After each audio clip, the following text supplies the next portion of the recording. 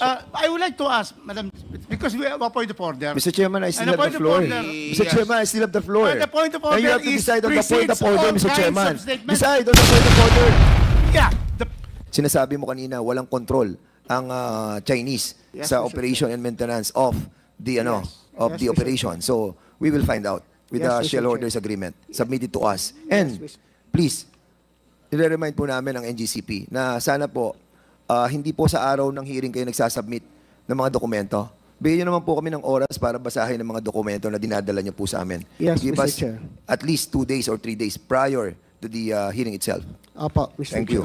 And secondly, Mr. Chairman, all requests for authority to purchase land executed by the NGCP or any of its officials. Third, yung pong mga memoranda executed by the NGCP or any of its officials in relation to construction projects by the NGCP. Ikaapat po, any and all documents submitted by the NGCP during the bidding for the privatization of Transco. And number 5, any and all documents submitted by the NARI group in relation to the bid proposals submitted to NGCP. Share purchase agreement among Henry C., Robert Kyoto, and Synergy Grid and Development Incorporated. Submit it to us as well. Number 7, proof of approval by the Philippine Stock Exchange and Philippine Competition Commission of the share purchase agreement or the share swap transaction among Henry C., Robert Kyoto, and Synergy Grid. Point of order, Mr. Chair. This is a administrative matter, Mr. Chairman. No, but I would like to make a point of order, Mr. Chair, because I am guided by the subject matter of the inquiry. This is a motu proprio inquiry on the performance of the National Grid Corporation of the Philippines. So we are supposed to be assessing the performance of NGCP and in relation to the very objective of lowering the price of electricity. I do not find the connection why the Honorable Fernandez is asking several documents to be submitted before this committee. Can you I please? think Mr. Chairman, because with all these documents that we are asking from the NGCP, we will be able to assess their performance. Because Mr. it's Chair, all the pertinent one that documents will coming from assess the NGCP. performance And we of haven't received NGCP, any Mr. documents Chair. yet coming from NGCP just now. Ngayon lang tayo nakareceive ng documents sa kanila eh. Ano, pipigilan niyo ako na kunin to. Ang tagal-tagal ko na kinukuha to. 2019 pa. Mr. Chairman, if I may proceed. Minutes of meeting for the election of corporate officers of NGCP. NGCP corporate policies on the functions and qualifications of officers and audit committee, compensation committee, and nomination and election committee. Number 10, authorization from the Department of Justice for the employment of technical personnel, list of names of nationality and all of managerial employees of NGCP, including their respective job descriptions and years of employment. Number 12, complete organizational chart of NGCP. Number 13, tripartite agreement of Transco, NGCP, DICT in relation to the National Broadband Plan. Broadband Plan. And lease agreement between NGCP and DICT in relation to the National Fiber Backbone. Now, Mr. Chairman, I will proceed. Mr. Chairman, ang tanong ko lamang po sa ERC, yung po bang last rate reset natin, 13 taon na po tayong walang rate eh. Di ba?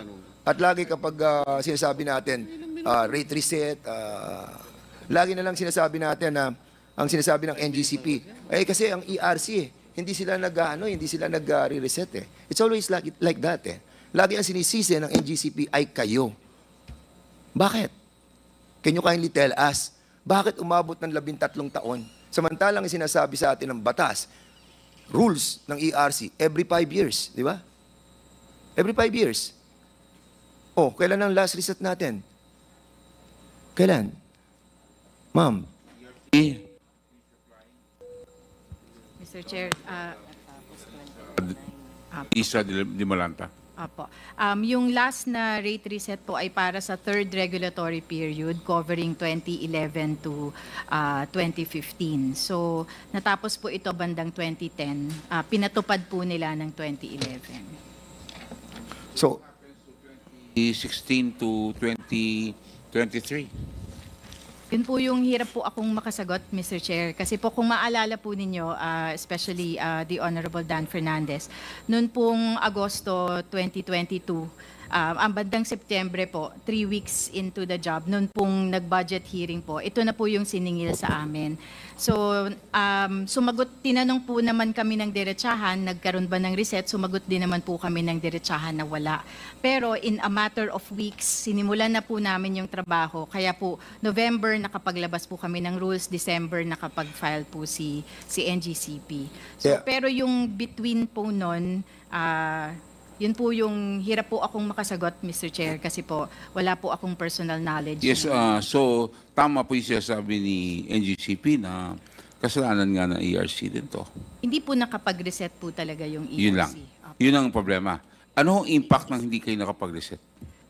Wala pong naging review nung rates ni NGCP at wala din po silang opportunity na makapag-file para sa bagong rate. So ang nangyari po, tinuloy-tuloy lang yung dating rates na Okay. na naaprubahan ng ERC. The Honorable Dan At Fernandez. wala pong na-assess, wala pong na-depreciate ng mga value ng kanilang mga assets. Mr. Chairman, 13 taon at hindi ako naniniwala na ito'y kagagawan lamang ng ERC, but nevertheless, darating po tayo doon. Ngayon po, anong status ng ating pong reset? Para sa kababayan natin na nanonood at sa mga kasamahan po natin, itong pinag-uusapan po natin, ito po yung taripa.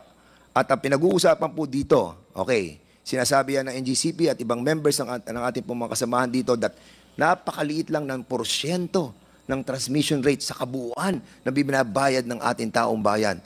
Pero tayo po dito ay niloloko. Ang ating pong transmission rate, tama, maliit lang, 1 peso and 19 cents per kilowatt hour. Yun po ang general na sinisingil.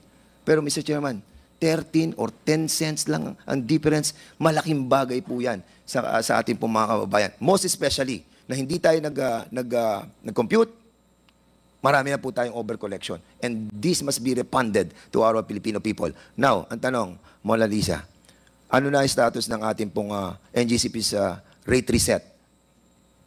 Sa reset po ng 4th regulatory period, Mr. Chair, ito po yung tapos ng period 2016 to 2022. Patapos na po kami. Ito nga pong siguro po ngayong susunod na linggo, may meeting na po kami para final evaluation na po ito. Kasi natapos na po namin yung mga public processes. Required po kami na mag-publish, humingi ng consultation sa publiko.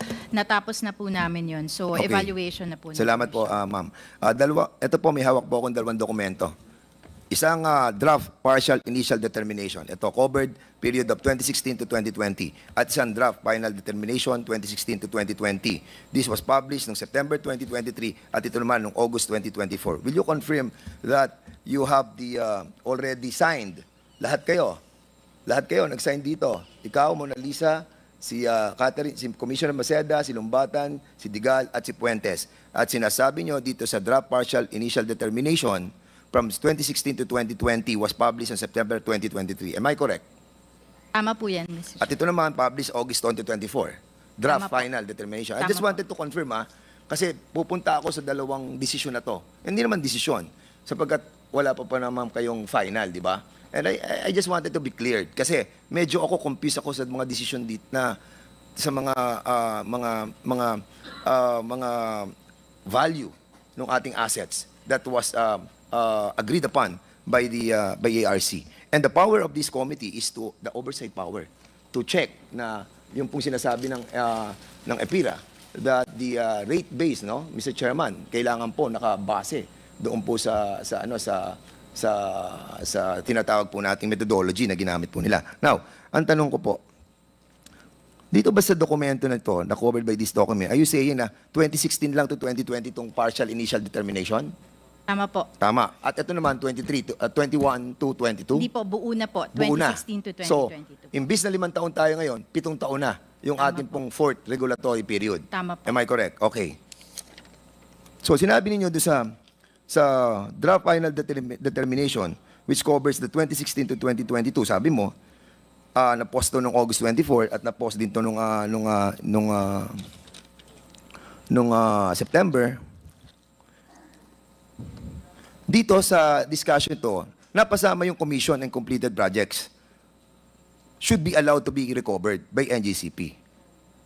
At dito sa decision nyo at dito sa draft ninyo, nakalagay din yung spent.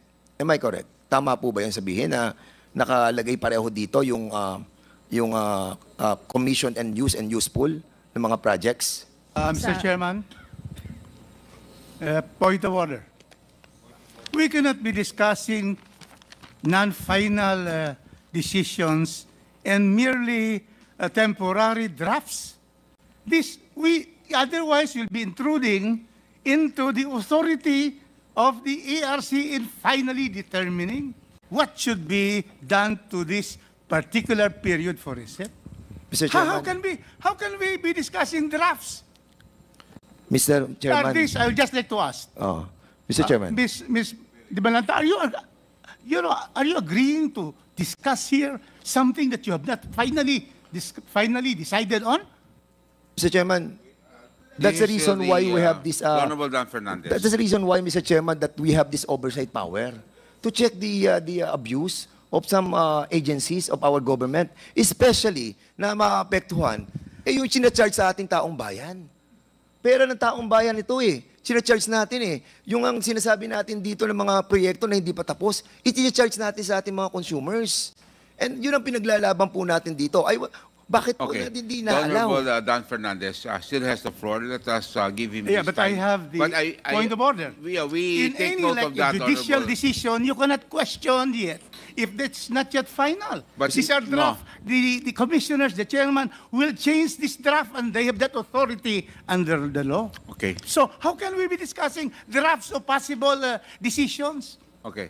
I would like to ask, Madam, because we have a point of order. Mr. Chairman, I still And the have the point of floor. order- Mr. Yes. Chairman, I still have the floor. The point of And you order have to is decide on the point of precedes order, all Mr. kinds Chairman. of statements. Decide on the point of order. Yeah, the point of order The- is precedes all. The point in Mr. the Chairman, have we highlighted- violated the point any of order rules is number one. with the, Yes, with may the we manifestation know of what is Congressman the, Rufus what is Rodriguez? what rule has been violated, Honorable Rodriguez? Because point of order. here we have to understand that he's asking a question based on some research that he has made. That's correct. So let us give him that No, time no, no, because you have to because a understand point that of order interrupts anybody. I will agree, but you will have to cite also what What rule have rules? you have we violated, because you will have to understand, Honorable Rodriguez, para klaro tayo, para maging smooth naman itong procedure natin, itong hearing na to. Patapusin na natin si Dan Fernandez because there's also an accusation here na kayo yung kasalanan ng ARC. So dapat, I think he's also going to go there. So I would like to hear, because in his statement, meron siyang statement kanina na meron kayong kasalanan. So I want him now to continue, and I will allow him to continue, the Honorable With due Rodriguez. respect to our chair, Okay. our rules provide for precedence of motions. And in the proceedings of motions, the rules of Congress, it says that the point of order has precedence over all other discussions. And that is why I'm saying that I have a point of order that in this proceeding, we cannot be discussing drafts Mr. Chairman, which what are rule was not yet violated? final. Mr. Chairman, what rule was violated? Tama I po think- yun. Rule on the precedence Tama po of yun. Mr. Chair, 2-minute Pero break, ano Mr. po Chair. yan ang, Break. Anong, Can we have a break, anong Mr. rules Chair? ang Okay, na-violate session, natin, Mr. Chairman? Session suspended.